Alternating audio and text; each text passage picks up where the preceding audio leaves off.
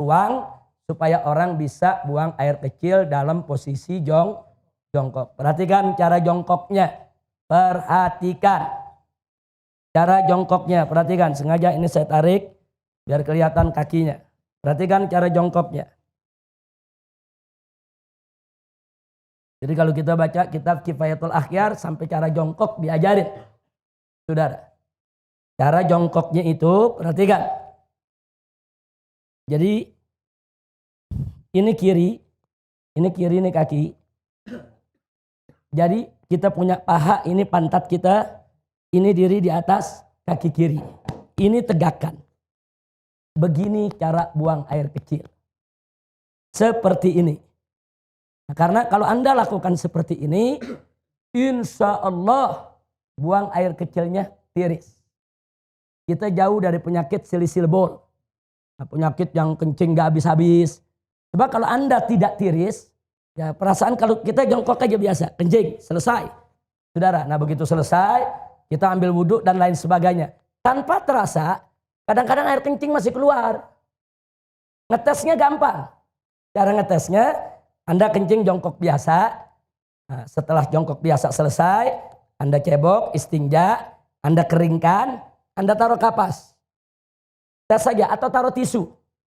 Nah, taruh tisu, Anda pakai celana dalam, taruh tisu, tutup aja sama tisu. Habis itu Anda wudhu, apa segala macam, Anda mau sholat. Buka lagi, lihat tisunya. Ada tetesan air keluar lagi. Itu kalau kita mau ngetes, bener gak ini keluar lagi? Jadi kalau orang yang buang air kecilnya tidak tiris, akan keluar lagi. Nah maka itu supaya tidak keluar lagi, perhatikan. Ini seperti ini akan tiris. Seperti ini. Nah, setelah seperti ini buang air kecil, kita bungkukan sedikit. Kita bungkukan sedikit. Nah, boleh sekali-sekali kalau masih berasa ada, kita tukar posisi. Nah, sekarang kita di kanan, kiri yang tegak. Tapi ini bukan posisi utama, bukan. Posisi utama yang tadi. Posisi utama yang tadi. Ini cuma untuk menggoyang kita punya kantung kencing. Supaya kantung kencing kita ini kegoyang. Digoyang begini, balik lagi. Tapi ini yang utama. Ini kalau begini kita kencing, insya Allah tiris. Tidak akan tersisa lagi. Kira-kira jelas tidak? Ditambah lagi dengan jari kita tekan bagian bawah sebelum bagian dubur di bawah ada, kalau kita tekan keluar lagi itu. Keluar lagi itu cairan. Tekan sedikit. Yang ketiga, istibra. Apa istibra? Dehem. Dehemnya bukan dehem dengan tenggorokan. Bukan dehem dengan suara dada. Dehem dengan perut. Perut. Jangan pakai dada. Enggak.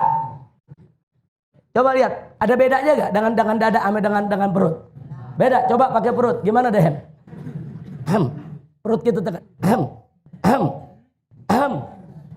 3-4 kali. Nah, itu klepnya terbuka. Kita dehem, klepnya terbuka, dia akan tiris air kencingnya. Kira-kira jelas? Habis itu baru kita istinja. Jadi Islam ini indah. Sampai cara kencing diajarin. Dalam Islam ya ikhwan. Dan ternyata para dokter ngakui. Para dokter itu mengakui ternyata betul memang posisi itu membuat bukan hanya kantung kencing. Membuat ginjal kita di posisi yang benar untuk membuang daripada air seninya. Jadi posisi ginjal nih, saudara memang seperti ini. Dia jadi seimbang posisinya kalau begini. Ginjal kanan, ginjal kiri. Saudara, memang posisinya begini. Jadi untuk ginjalnya sehat, kantung kencingnya sehat, dan insya Allah tidak menetes lagi. Kira-kira jelas? Nah ini oleh pelajaran terakhir. Mudah-mudahan manfaat untuk kita semua. Amin ya rabbal alamin. Tolong diamalkan, dijalankan supaya sholat kita bisa lebih tertib lagi. Tapi ingat, saya ini membahasnya cuma sangat singkat sekali. Belajar lagi sama guru-guru kita. Tanya kita punya guru, tanya kita punya ustadz, tanya kita punya habib. Dengan kitab-kitab yang mereka baca. Bagaimana tata cara sholat, bagaimana rukun sholat, bagaimana tata cara wudhu. Apa itu hal-hal yang najis, apa itu hal yang membatalkan daripada wudhu kita. Pelajari. Sebab kalau Anda tidak tahu bagaimana cara bersuci, bagaimana sholatnya bisa benar? Itu pintu. Sholat tidak sah kalau bersucinya nggak beres. Pelajari dulu bagaimana cara bersuci, bagaimana cara sholat. Jangan sampai kita tidak tahu. Sampai di sini jelas? Alhamdulillahirabbil alamin. Saya pikir cukup sampai di sini. Itu saja yang bisa saya sampaikan. Terima kasih. Hadani Allah wa iyyakum ila siratil mustaqim. Wassalamualaikum warahmatullahi wabarakatuh.